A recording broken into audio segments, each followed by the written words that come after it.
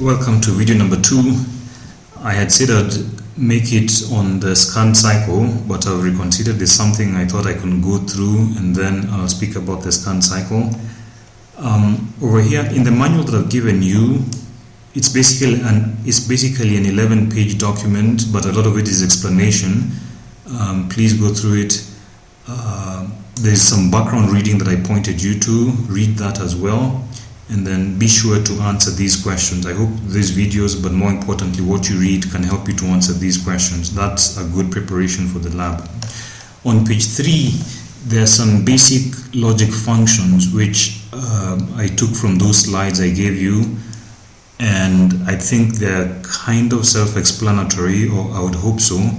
Like in this top left section, or the AND circuit, you can easily see that this solenoid will not be activated or energized until switch A and B are pressed.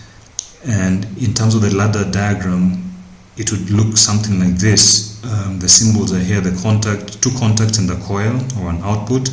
So until input 1 and input 2 are closed, then the output will not be energized. And you see, if you draw the truth table for that, that's an AND. The overall, the net effect is an AND circuit. And similarly for the OR and the NOR, I think those you can follow through yourself. The one in the lab with group A and B that I discussed was the latch circuit, because it's very important just to understand its operation, though I think when you look at it, it's easy once you grasp the other logic operations. It looks, remember that latch circuit which I've just shown there, looks something like this.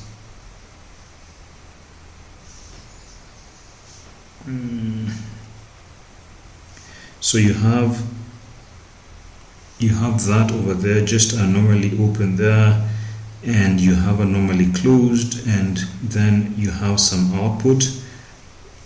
So we give them names. So this there was input 1, input 2, that was the output, and then you have something of this nature, output. So here it's important to see that this output over here is a coil. So when it gets energized, it can control other elements in the circuit. And right now it's controlling this contact over here because they have been given the same label. So any contact which is given a same label as a coil, all that depicts is the fact that that coil is controlling that contact, so that when that contact is energized, when the coil is energized, that contact will also be energized. And if it's normally open, it will close. If it's normally closed, it will open. So you can think of it as a ganged circuit. One output, or rather a coil, can control many contacts. So in this particular case, when we press input 2 or input 1, when input 1 goes high, so input 1 goes high, or on if you want, it's binary. What that means is that there is a supply, so the supply goes, so now this becomes closed, input 1 closes, and then there is a supply going all the way until the output. And the moment the output gets energized, then it makes this contact close over here. This contact closes, and what that means now is that there's an alternative path of supply coming that way to the contact again. So then when input 1 goes low,